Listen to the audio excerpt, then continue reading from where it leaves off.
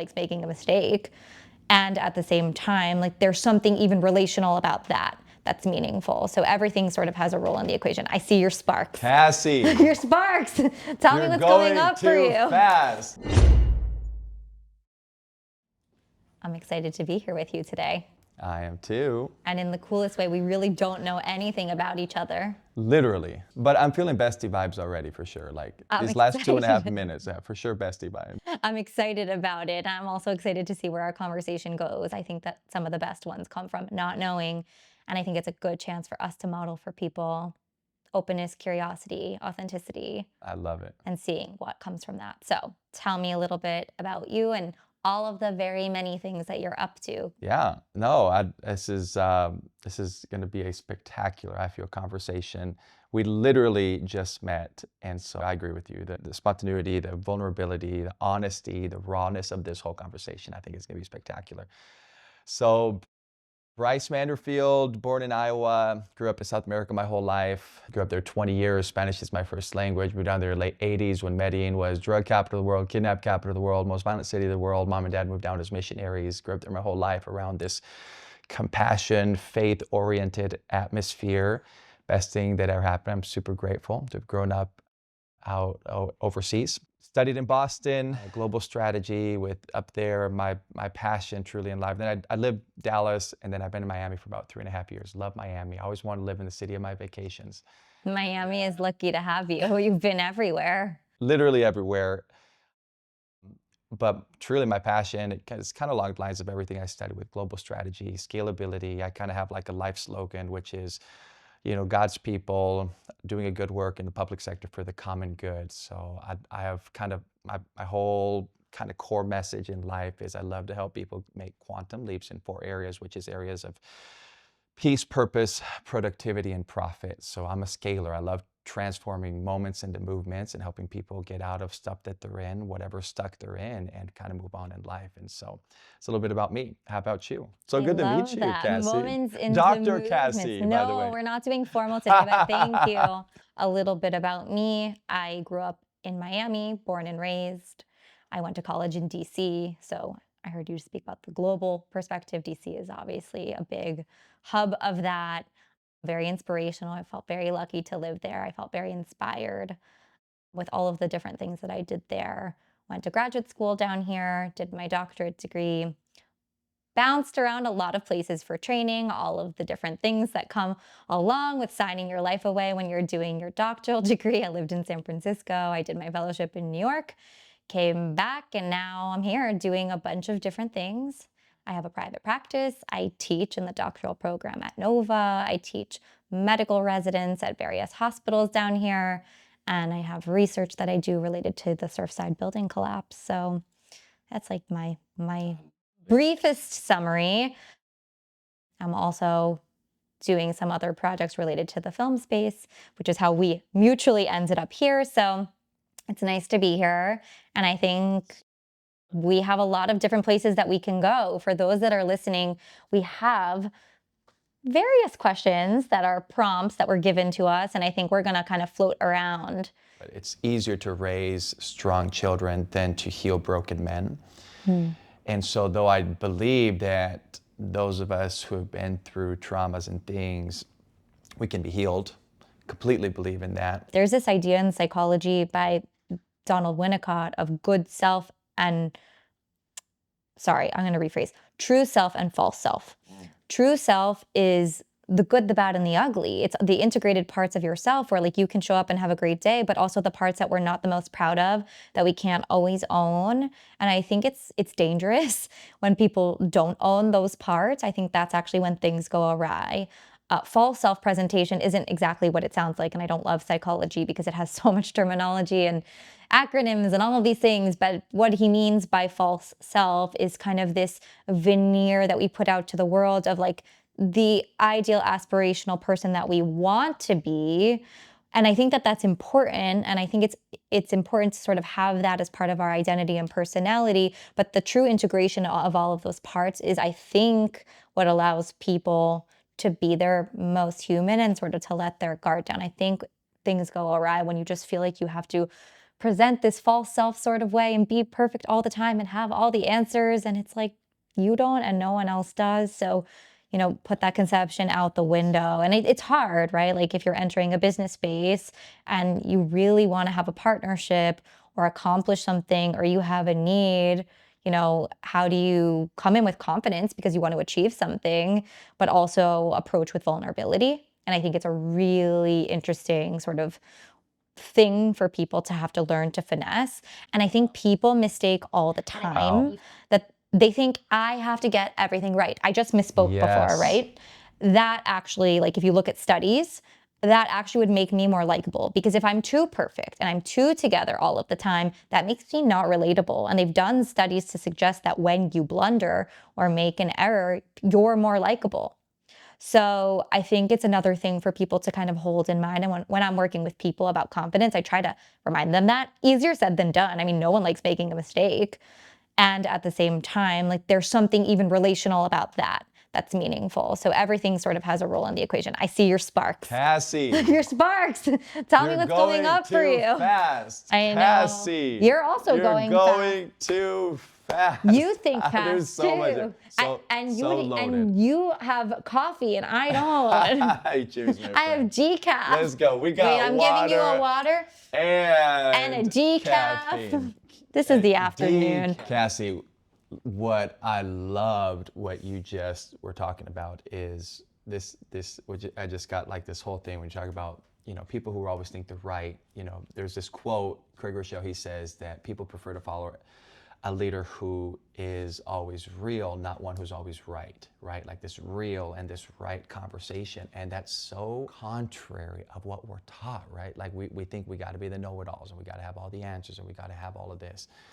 And vulnerability is such a powerful thing. I would say it's not my strength. Like I'm very talkative, very communicative. I'm very connecting. I don't know that it's anyone's strength. I don't even think it's my strength. Okay, I don't that think is it's so comforting to hear. I don't think it's anyone's strength. We're I not think doing it's, as bad as we think. No, it's one of the hardest things to work on, and We it's a have to true learn as a challenge, generation. especially as Right. someone that is carrying the ship, which you're carrying the ship a lot. Yeah. I'm carrying the ship a lot too, right? It's hard to go there a lot of the time. It's like takes a very intentional sort of accessing of that or letting down of the guard. So That's yeah, so easier beautiful. said than done. Would you almost say like there's a shift in like the way leadership and entrepreneurship is, where it's not like this? I feel like the boomer generation, you think of the boomers, you think of Gen Z, you think of Alpha. Now, generation Beta, which is like literally, January 1st of this year.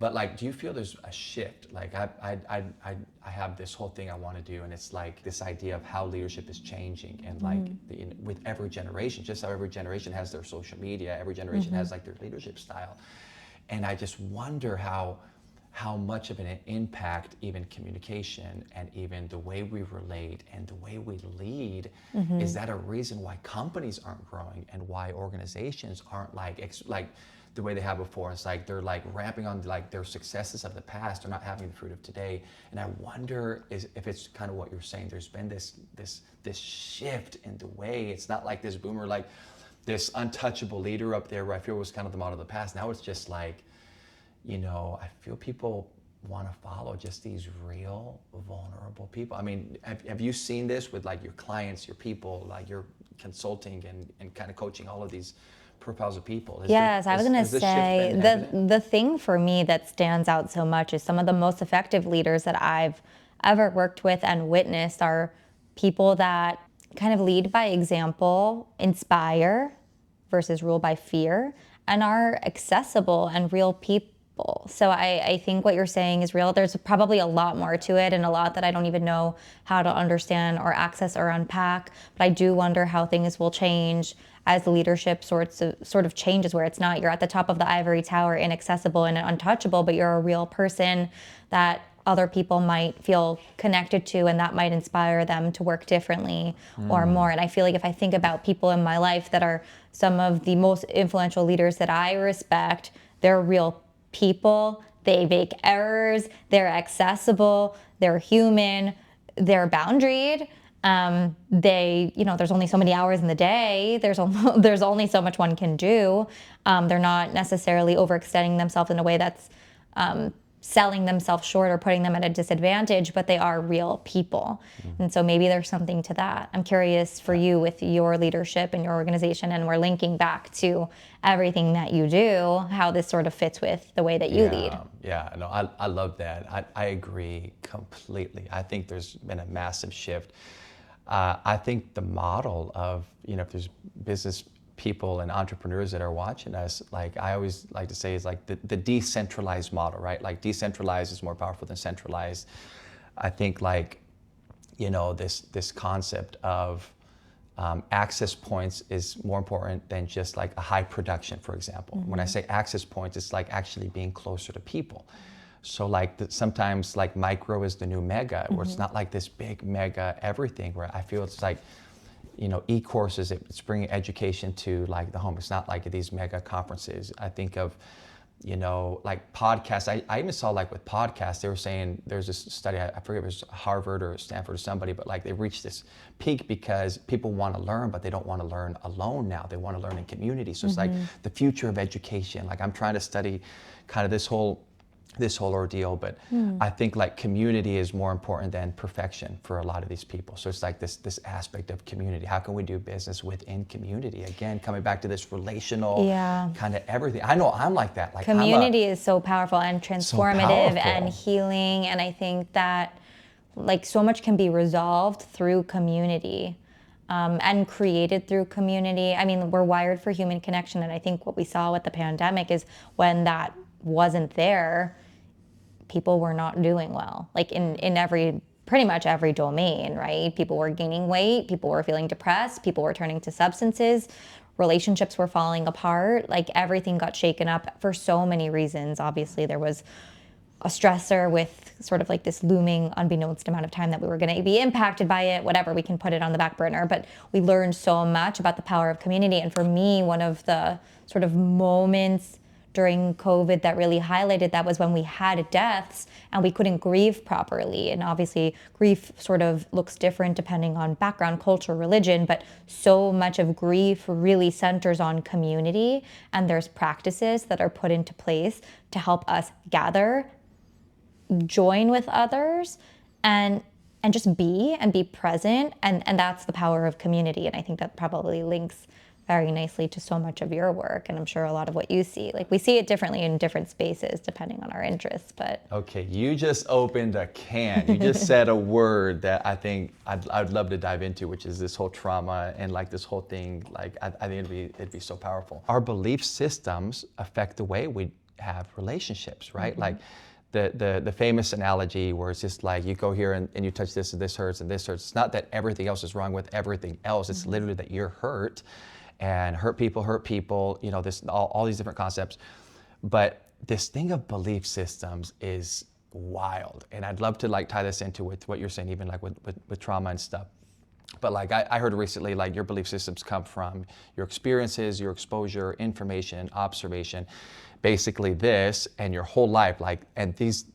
We believe certain things because of what we've lived, because of the way we've been brought up. We have all these belief systems. Like when I sit down at a table with Cassie and relate to her, I'm actually operating out of a belief system, either that I've been taught or that's been caught, that I've seen, that I've observed, information that I've read, experiences that I've had, if I've been traumatized, if I've been deceived, if I've been whatever. It's like I'm looking at you from whatever eyes that I've lived. Could you like go into that? Because I'm about to go into a full-on healing session 2025. I would love to go into that. It's one of my favorite things to talk about. Like this is an issue in our generation, right? Like, are we getting help? Is our generation actually seeking that help? Or are we so busy and we're grinding? It's like the hustle is real. Everybody has like 7, 8 like side jobs and hustles, and it's like everybody's doing this. Like, are we really taking time to like heal ourselves and become these better people? And if so, or if not, but like how can we be those people that are intentional, and how can we heal, right? Loaded question. We could speak about it probably for an entire course, if not years or more, but you're saying a lot of really important things that I find interesting. And I think the first place my brain is kind of going is this idea, and I'd love to talk about this. in so many different spaces, but I actually love to talk about this in kind of the medical space. I'm a health and medical psychologist by training, meaning I work with people with different medical conditions. I train physicians. And in line with what you're saying, it's very easy, especially when you're a physician, to be like, go, go, go, go, go, go, go, go, go, go, go. There's another consult, there's another case, there's like no shortage of things to do. You get every interruption, you have to write a million notes. It's hard to take a step back and really think. But there are times that we get pulled into these interactions where we have a very strong emotional reaction.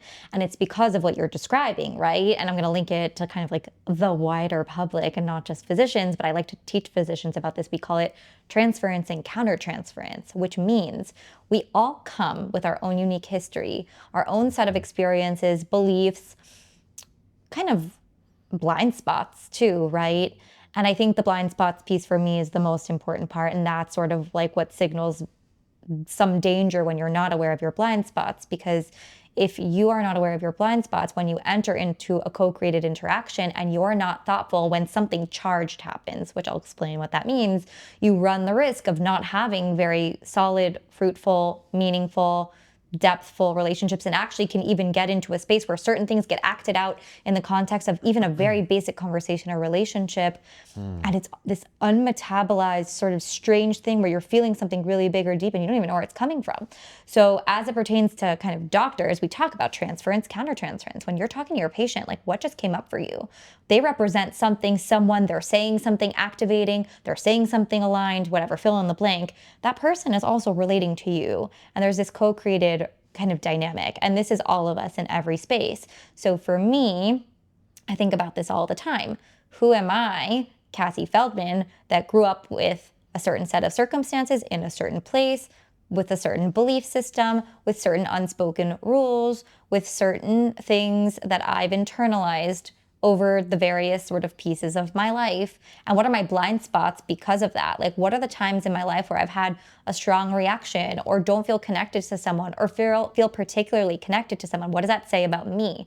What does it say about them? And I think that, like, as it relates to what you're saying, are people just go, go, go, go, go, and they're so active? That's called in psychology the manic defense, where you're like over functioning to not feel. And I think we've been conditioned to do this societally, and that has, obviously, like, a sense of purpose is very important. There are also repercussions to that.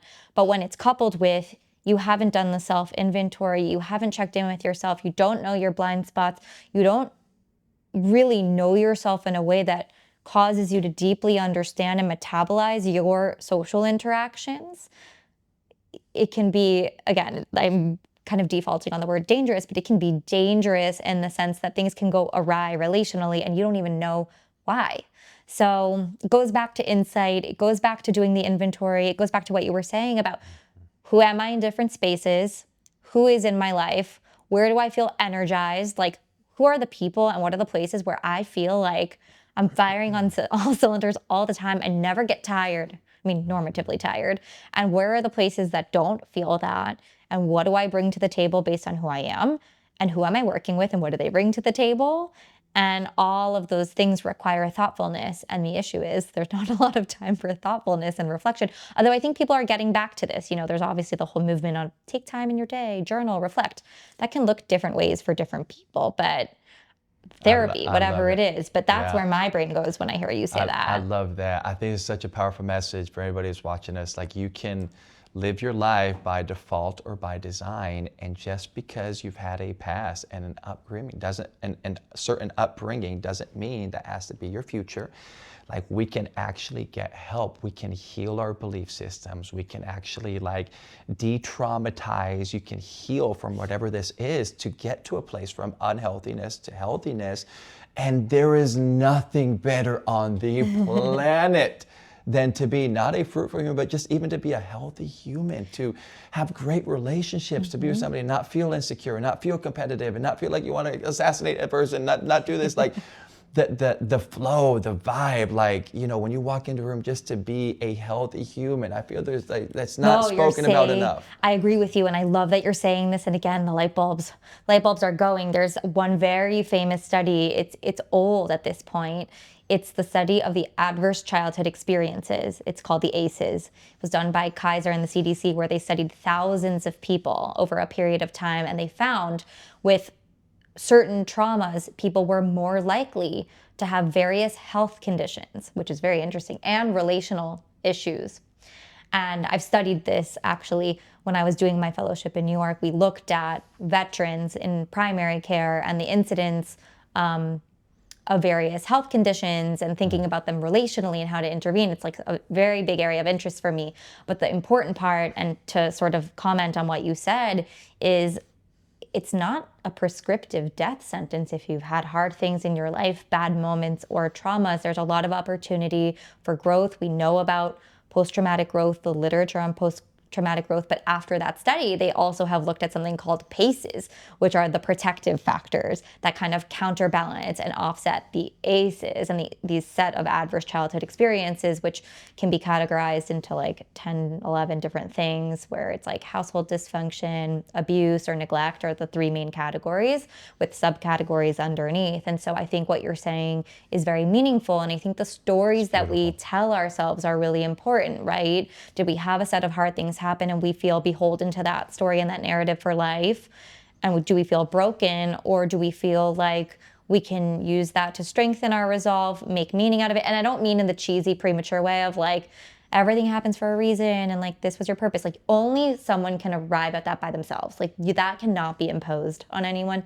And we saw this a lot through the building collapse at Surfside, and we can speak more about that in a moment. But there is this way that we can do something with the deck of cards that we are dealt. That's beautiful. I just think that's such a beautiful call to action for somebody out there, for me personally even, but like this whole idea of discover, develop, deploy. Like you can't fix what you don't identify. You actually have to see, where is your trauma? Like where is your dysfunction? Like where are we messed up? What needs fixing in us? We have the self-aware leader. I think John Maxwell has a book on that, and whatever books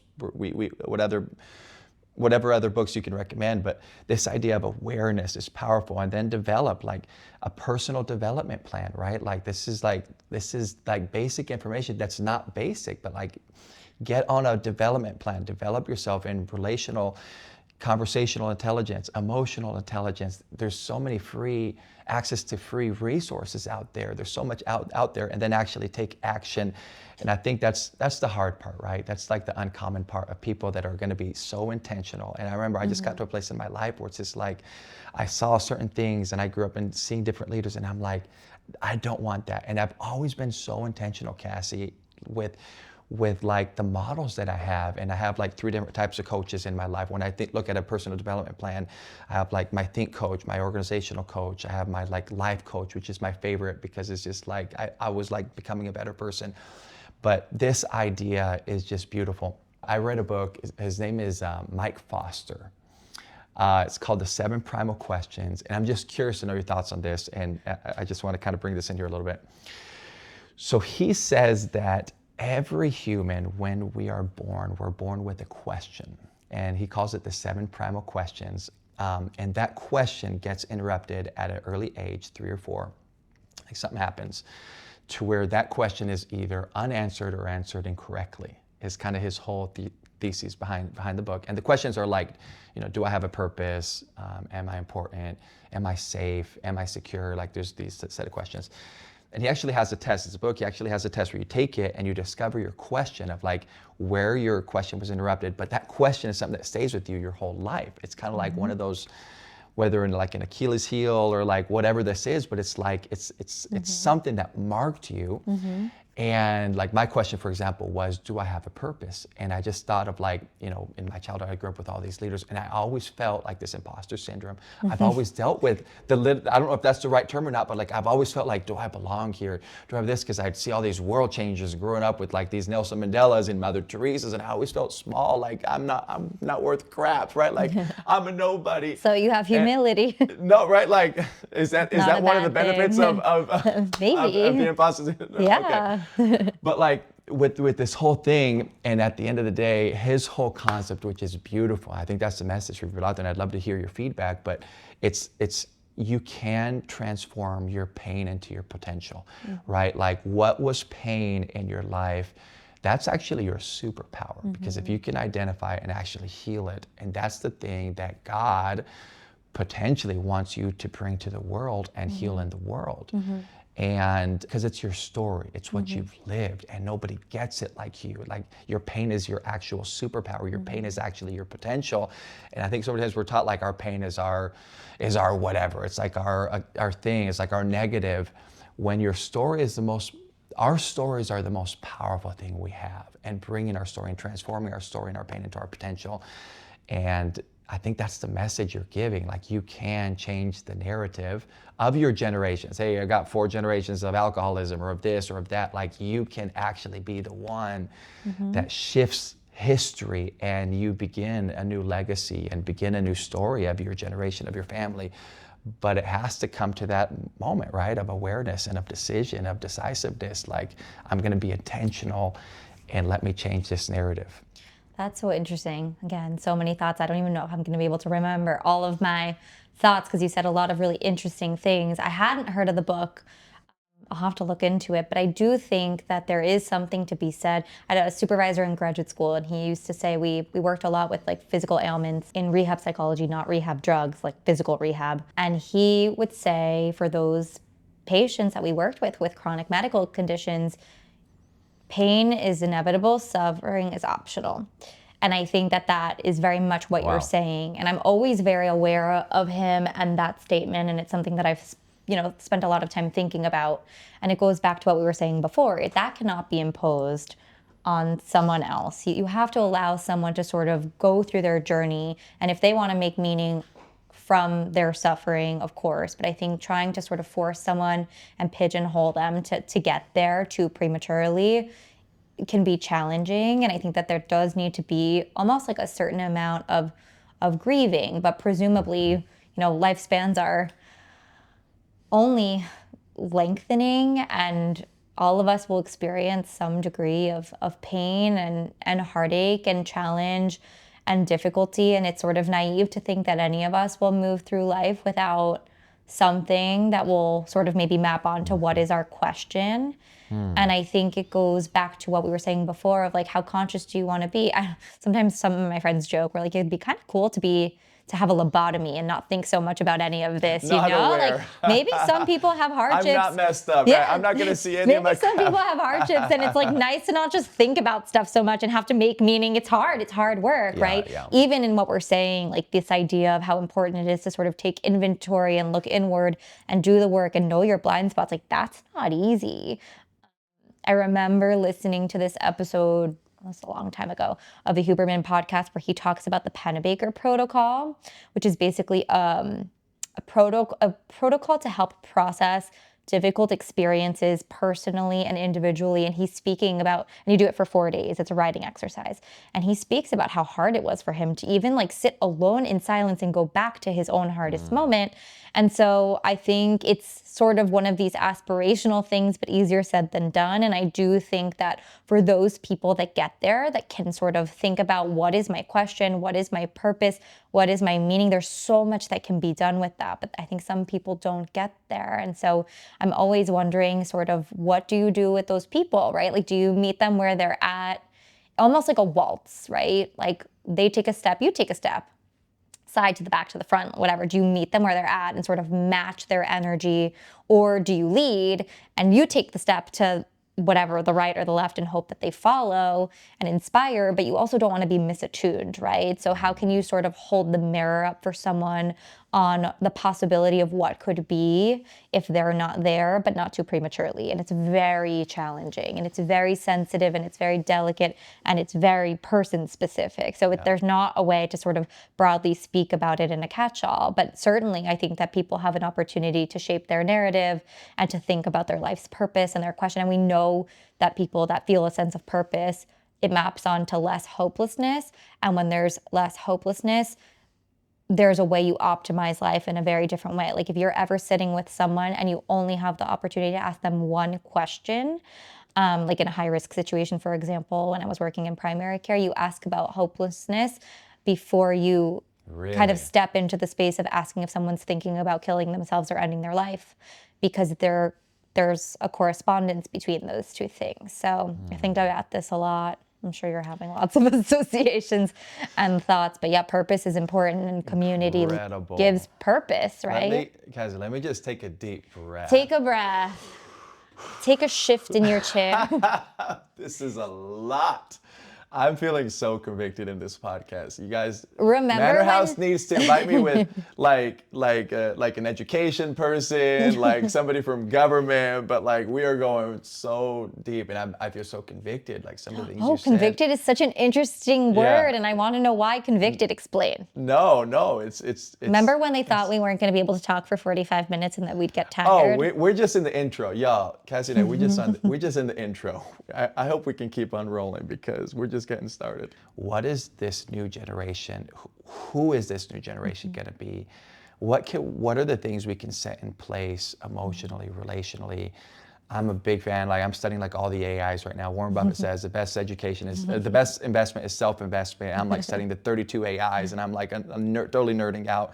I think there's so many things we need to change in the education system to where it's like, man, what if we put some of these things in every school to where we're giving people emotional intelligence. I would love for schools. Right? Are we about to go We're like? in a different Are we about to do a conversation. curriculum? I would love for there to be a curriculum overhaul with the inclusion of certain things. Right. It goes back to what you were saying before, where people are not necessarily beholden to their stories, or we'll say like the crimes of their past, or even familially, right? Like the intergenerational component of what's in the past.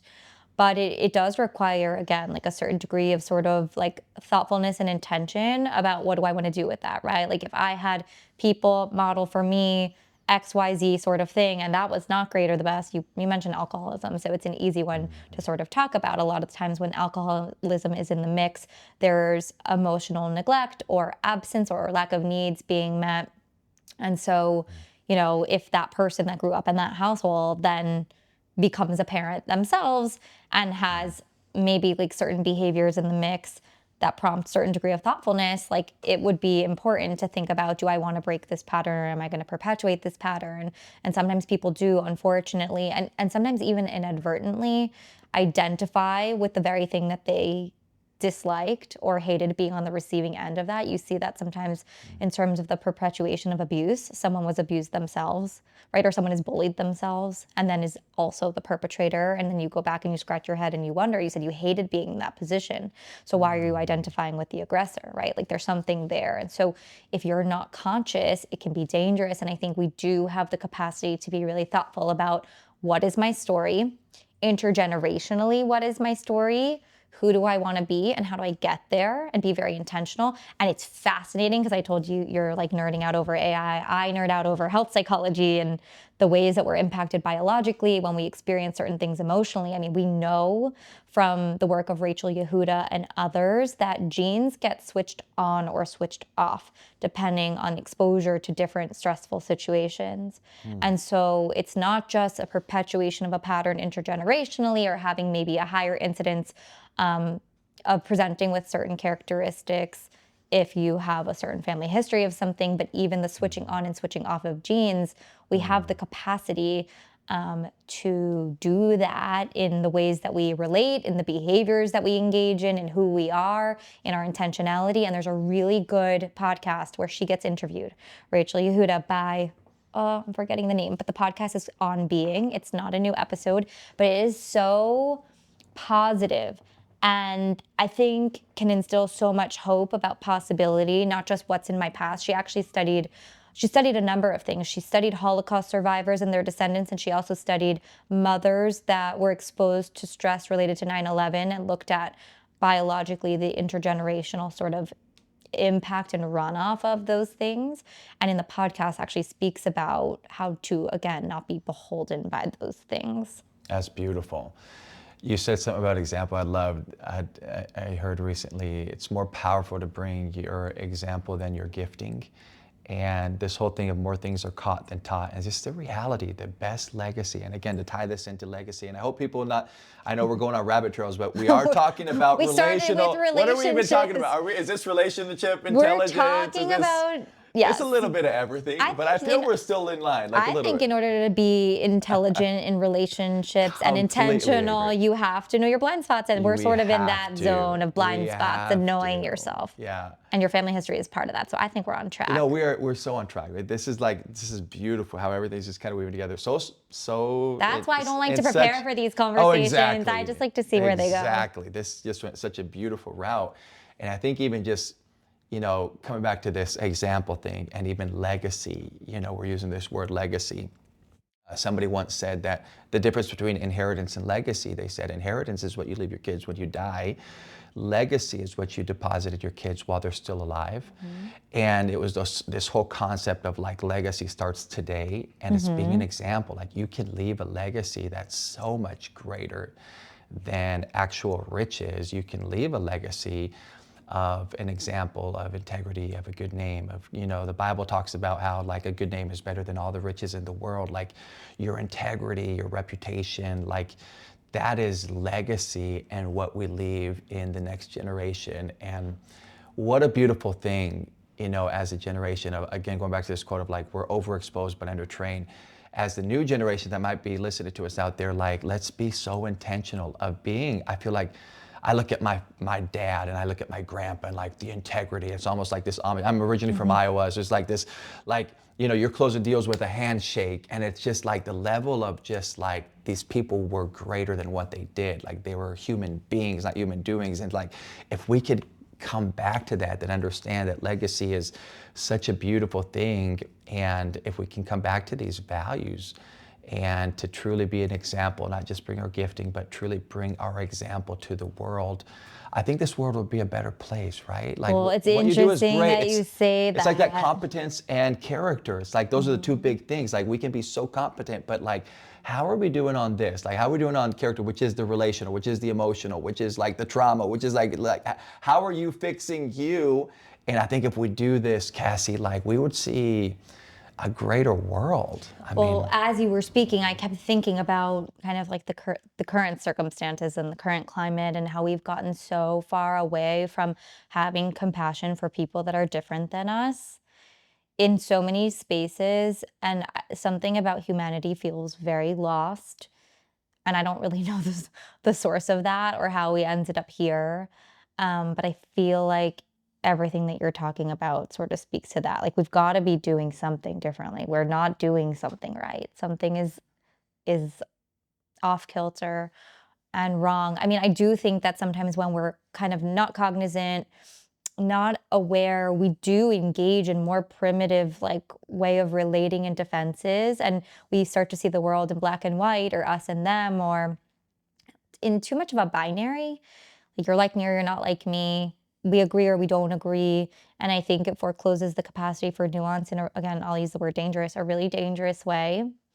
And so it's sort of for me, how can we be sort of true to who we are, surround ourselves with people that are like minded in a way that feels soul filling, but not foreclose the possibility of being open to forming new connections, forging meaningful relationships, really having exposure to things that are new, and being open minded and present in a way to sort of make the world a better place. That sounds kind of kumbaya and cheesy and easier said than done, but we've gotten, I think, so far away from that. And I think from that kind of, it reminds me of the beginning of our conversation today. Like so much can come from that, kind of like what you were saying. We come from very different worlds, but so much can kind of come from the possibility of being open and warm and connected and having humility and thinking creatively and just joining forces, and not just turning away and being shut off and not interested and skeptical, right? It's a very different experience. So, I think that that's how just like the best relationships are formed. For me, I always think about like, who am I? What do I want for my life? To be focused, but I also am very aware of various sort of opportunities that have emerged in my life have come from being open to possibility, being open, being curious, and also saying yes, not in like a dangerous way or to a fault, but saying yes in places at least where there's opportunity for wiggle room. I think a lot about like during college and other opportunities, like you never know where life will take you. And any set of experiences you can learn something from and be meaningful. Of course, you have to know yourself and your interests and try to refine and be intentional, but there's also a lot that can come from just being open. So I don't know how to get people to feel closer to that or less overwhelmed by that or more open to that. I mean, people are obviously like interested in connection via social media, but then simultaneously not very effective at forming new relationships, at least in the younger generation, outside of the technological world, right? Like this generation, someone knocks on your door and you don't answer it and you run. When I was growing up, if someone knocked on your door, you open the door and you say, like, how can I help you? Right. So things are different Yeah, now. that's so good. I always try to differentiate between, I don't know if this is right terminology, but like the difference between a friend. I think everybody needs friends, and everybody needs a tribe. And the terminology I use, friends, they ask you out. Your tribe takes you up. It's like not just I thought you were going. going to say takes you in. Oh, or takes you in. I I don't like that. I know. like that more. I almost like that more. But it's just this whole thing. Like most people don't have a tribe that take you up in the sense of like, let me help you not just go, like let me help you grow. We're not just going to go out to the movie 9 times a week. Like that's important, right? Like the fun aspect, the casual relationships, but like your tribe doesn't take you out, they take you up. And it's just like they'll tell you, they'll have like important conversations with you. And I would say there's 3 types of conversations. And again, in conversational intelligence, there's like transactional conversations, which is like when I'm telling my PA or my person, like I think everybody needs transactional conversations. There's like tender conversations when it comes to couples, when it comes to whatever, but then there's tense conversations that are so important. And I think the true, like whether you call them friends or your tribe, will have those conversations with you, and it's for To your elevate, better, like to elevate for the you purpose of elevating, not with the purpose of just giving you crap just to give you crap. completely. Yeah, I feel Because that like does exist too. People give you crap just for giving you totally. crap. But I think if I say, or if I think about, like for you and for me, the people in your life that elevate you, that make you feel inspired, that hold you to a higher standard, that make you really reflect, make you think, make you feel like you're a better person, like that's your tribe. They take you in Right. your times of need, and they also hold you to that standard, and they'll hold up the mirror and address the hard things too, coming from a place of love and compassion and kindness and openness and wanting you to have the best, to be your best, and not from a place of harshness. Man, Cassie, I love everything you do. I think you add so much value. I love this conversation. Thank you. I love this This conversation is too. It's such an honor to be this able is to sit with spectacular. you. This was incredible. It's not the place I where tell you my thought this therapist, conversation oh was no, going to go at all. today. I tell my therapist all the time, like a lot of things are shifting, changing the world, leadership is shifting, but like one thing I know is like you have your job for a very long time. Oh yeah, hopefully AI doesn't replace me. You're researching it, so you'll let me know. I'll let you know, but thank you, Cassie, for what you do. The value you add is just ridiculous. And with the issues, there's this whole study, I don't know if you know Barna and David Kinnaman, George Barna, they did this whole thing where it's like, just even on mental health, right? They were saying 25% of people struggle with mental health, which is way more than that, I think. But like, I think way more than that as way well. more than that. But then they said like only 50% actually seek for help when they have this. But the most powerful is that people who actually look for help that struggle with mental health, like there's an improvement of 70%. And there's like all these areas from mental health to all these trends in society where like institutions are losing traction. The screen age has changed everything. Like this generation has more like pressures than ever before, anxiety and mental health, like all these issues. Like this is like, I think this podcast, and thank you Manor House for doing this. Shout out to John Devaney, the whole team.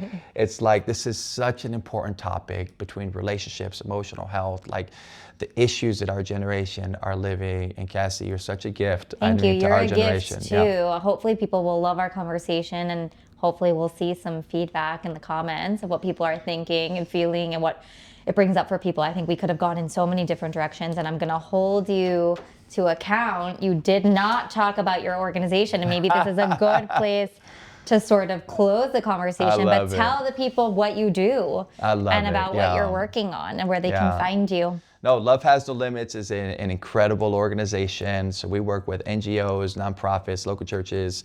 We kind of gather everybody together to solve some of humanity's greatest problems and issues. And so we're real passionate about solving the family crisis in America. And we have different programs from keeping families together to foster care. I mean, just in the last few years, we've been able to get about 3,500 kids, into families from foster care, broken every record from LA and Houston. We're in Miami now, and we're really truly scaling this now nationwide. But from foster care, been able to pardon almost close to $86 million of medical debt, like with families. We're paying pennies on the dollar for kind of all of this, to beautification projects, to mental health, kind of everything. We have this new program called Find Hope, and it's a beautiful program. We just got $10 million donated from BetterHelp to give out free mental health therapy to people that need it and can't afford it. So the mental health crisis.